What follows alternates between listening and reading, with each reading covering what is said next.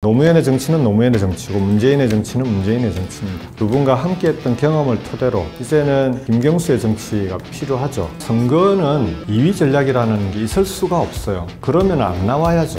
당내 경선을 네거티브 경선으로 하는 것 자체가 적절하지 않은 거죠. 저는 지금 대한민국에 가장 필요한 정책이 뭔지 그동안 준비해온 내용들을 최선을 다해서 내놓고 있다. 안녕하세요. 서울신문 유튜브 애청자 여러분, 더불어민주당 대선 경선 후보 기호 2번 김경수입니다. 이 지긋지긋한 지역주의의 벽을 넘어가겠습니다. 이 위태위태한 지역 소멸의 강을 건너가겠습니다. 여러분, 제게 기회를 주십시오.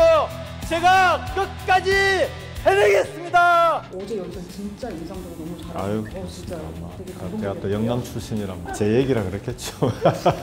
이번 경선을 통해 선출된 후보가 반드시 정권 교체를 해낼 수 있는 그런 경선을 만들자는 거고요. 어떤 선거든 나를 뽑을 수 있는 이유를, 근거를 준비해서 비전과 정책을 내놓지 않으면 유권자들은 그런 금방 알아봅니다. 이번 경선 같은 경우에도 제가 대통령이 된다면 국정을 어떻게 운영할지에 대해서 제가 준비할 수 있는 최선을 다해서 준비를 해서 내놓고 유권자들, 당원들에게 지지를 호소하고 있고요. 지금 이제 그런 과정이다라고 말씀을 드리겠습니다. 선거는 2위 전략이라는 게 있을 수가 없어요. 그러면 안 나와야죠. 방금 말씀드렸듯이 유권자들의 눈이 지금은 웬만한 전문가들을 뺨칠 정도로 꿰뚫어 보고 계시잖아요. 지금 내놓는 제 비전과 정책이 단지 그냥 나가서 한 2등 정도를 목표로 하고 내놓는 정책인지, 그건 뭐 국민과 유권자들께서, 당원들께서 판단해 주실 거라고 봅니다. 저는 지금 대한민국에 가장 필요한 정책이 뭔지, 대한민국이 국가적인 위기를 극복하려면 어떻게 해야 되는 건지, 그동안 준비해온 내용들을 최선을 다해서 준비해서 내놓고 있다, 이렇게 말씀드리겠습니다.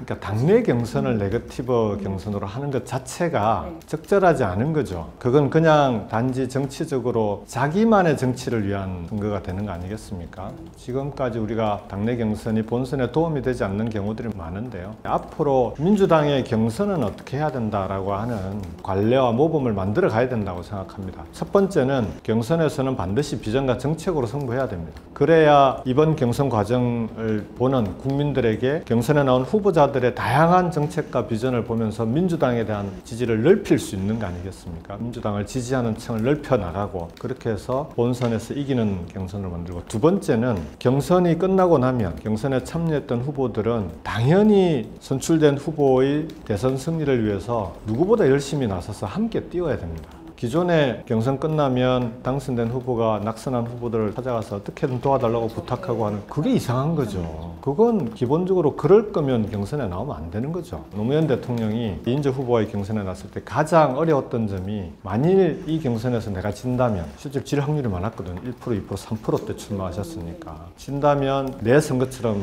이인재 후보를 위해서 뛰어줄 수 있을까? 그 마음을 정리하는 데 시간이 걸리셨다는 거예요. 그걸 마음을 정리하고 그리고 경선에 뛰어드신 거거든요.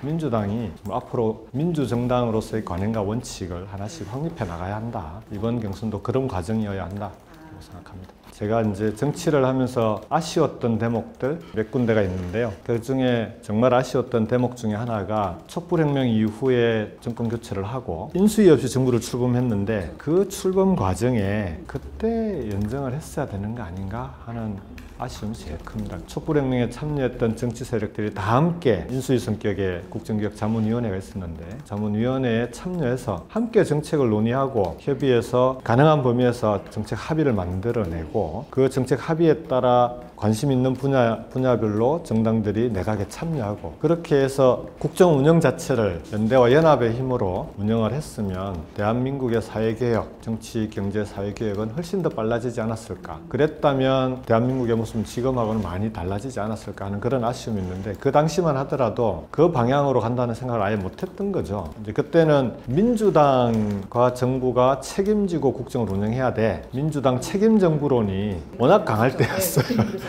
문재인 정부는 민주당 정부다, 야당과는 협치를 하면 된다였는데, 정책을 협의해서 함께 합의한 정책을 추진해 나가는 연정과 민주당이 정책을 추진해 나가는데, 그 정책을 놓고 야당하고 논의하는 협치와 동력이 다를 수밖에 없는 거죠. 어려워도 연정으로 갔어야 되는 것 아닌가 하는 아쉬움이 있습니다. 그래서 그 아쉬움을 이번에는 정권이 교체된다면 반드시 실현해야 된다고 생각합니다. 왜냐하면 첫 번째는 완전한 내란 종식이 아직도 과제입니다. 내란 세력이 여전히 준동하고 있고 그 폭도 넓은 상황에서 내란 종식을 제대로 하려고 해도 연대의 힘이 필요하고 그 이후에 내란 종식의 완성은 사회 대개혁과 개헌 아니겠습니까? 그걸 추진해 나가는 데 있어서도 이런 연정을 통해서 추진해 나가야 실현 가능하다고 생각합니다. 빛의 혁명의 과정에서 광장에서 함께 싸웠던 민주 세력과 헌정 수호 세력이죠. 왜냐하면 헌법을 파괴하려고 했던 세력이 있고 이번 헌법재판소에서 탄핵당했잖아요. 그러면 이 헌법 파괴 세력과는 국민의힘은 선을 그어야죠. 그래야 무슨 뭐 연정이든 뭐 협치든 얘기를 할 수 있는데 지금 오히려 파면된 윤석열을 싸고 들고 그리고 눈치 보고 헌법 파괴 세력들과도 동거하고 있고 이런 국민의힘과는 그 어떤 연정도 할 수 없는 거죠. 저는 국민의힘이 내란 세력과 완전히 결별하는 것이 대한민국 정치 정상화의 첫 번째 과제라고 생각합니다. 사면을 얘기하기에는 사면의 전제는 뭡니까? 자기의 잘못이 무엇인지 확실하게 인정하고 그에 대한 진정한 반성이 전제인데 지금 윤석열 대통령의 행태를 보십시오. 여기에 무슨 사면 얘기 국민들이 인정하겠습니까? 사면이 문제가 아니라 지금은 오히려 반성하지 않는 내란 범죄자를 확실하게 단죄하지 않으면 재발 방지를 막을 수 없어요. 내란 세력을 확실히 단죄하고 역사 속에서 계엄과 내란은 반드시 처벌된다라는 선례를 남겨야 하는 것이 지금 가장 훨씬 중요한 과제입니다. 여기에 사면은 끼어들 틈이 없습니다. 그런 질문이 나올 때마다 항상 되묻는데 중도를 끌어들이는 정책이 뭡니까? 중도층이라 하는 건 정책적으로 중도를 위한 정책이 있는 게 아니고요. 제가 볼 때는 보수와 진보를 아우르는 정책들이 필요한데 선거 때는 저는 기본적으로 민주당은 진보적 가치에 뿌리를 둔 정당이고 따뜻한 대한민국을 따뜻한 사회를 기본적으로 중요하게 생각하는 정당입니다. 그런 기본적인 가치와 노선을 가지고 그 정체성을 지키면서 그러면서도 대한민국의 경제가 어렵고 그리고 또 워낙 갈등이 심하니 갈등을 풀어나갈 수 있는 중도 보수층까지 아우를 수 있는 그런 폭넓은 정책들이 필요하다. 그렇게 해야 이게 이제 소위 중도층까지 아우를 수 있는 거 아니냐. 진보와 보수는 상대적인 개념입니다. 예를 들면 과거에 독일의 메르켈 정부가 있을 때 독일의 메르켈 정부는 보수 정당이거든요. 메르켈 정부의 정책들 잘 보십시오. 그게 우리나라로 오면 다 진보 정책들이에요. 연금 정책도 그렇고 의료 정책도 그렇고 진보와 보수라고 하는 건 상대적인 개념이기 때문에 지금은 대한민국의 문제가 뭔지 그 문제를 해결하기 위한 정확한 해법은 뭔지 그 해법에 따른 정책은 뭔지 이걸 정확히 찾아내고 그런 해법을 제시하는 게 중요하고 그런 해법이 진보적일 수도 있고 보수적일 수도 있는 거죠. 근데 그건 대한민국의 상황에 따라 달라지는 거기 때문에 그걸 놓고 어느 일괄적으로 묶어서 중도 보수다 진보다라고 이름표 붙이는 것은 그건 적절하지 않다라고 봅니다. 지금 대한민국의 위기는 여러 가지 위기가 있는데 근본적인 위기는 갈수록 간극이 벌어지고 있는 경제적 불평등과 지역 격차입니다. 이게 대한민국의 성장을 위한 국가 경쟁력을 갉아먹고 있거든요. 이 문제를 해결하지 않으면 아무리 첨단 산업을 발전시키고 기업들이 이익을 많이 남긴다 하더라도 대한민국의 존립은 계속해서 위협을 받습니다. 수도권으로 사람들이 계속해서 지금처럼 몰려오면 수도권의 경쟁력마저도 지금은 위협받고 있지 않습니까? 실제 여러 군데서 드러나거든요. 그런 상황에서는 지금 대한민국에서 가장 국가적 위기를 해결하기 위해서 풀어야 될 핵심 과제 중에 하나가 전국을 골고루 발전시켜서 수도권의 경쟁력마저도 갉아먹고 있는 수도권 과밀을 빨리 풀어내는 것이 제일 중요한 과제입니다. 그 중에 하나가 노무현 대통령이 추진했던 행정수도였고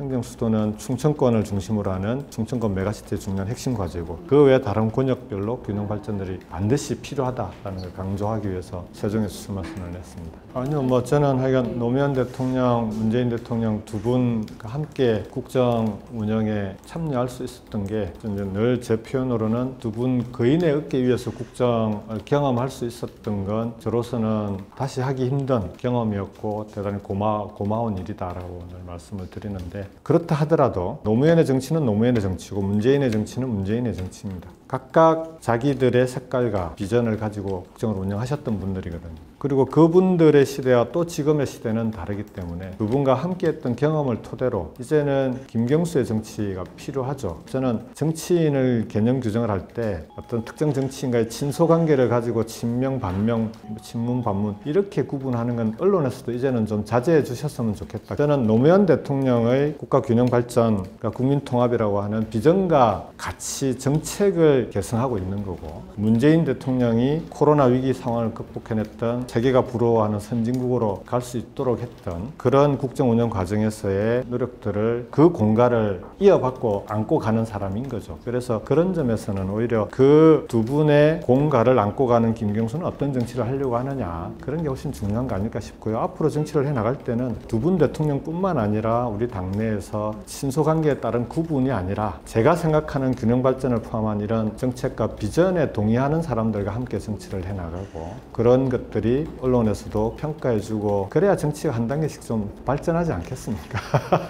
꼭 당부를 드리고 싶습니다.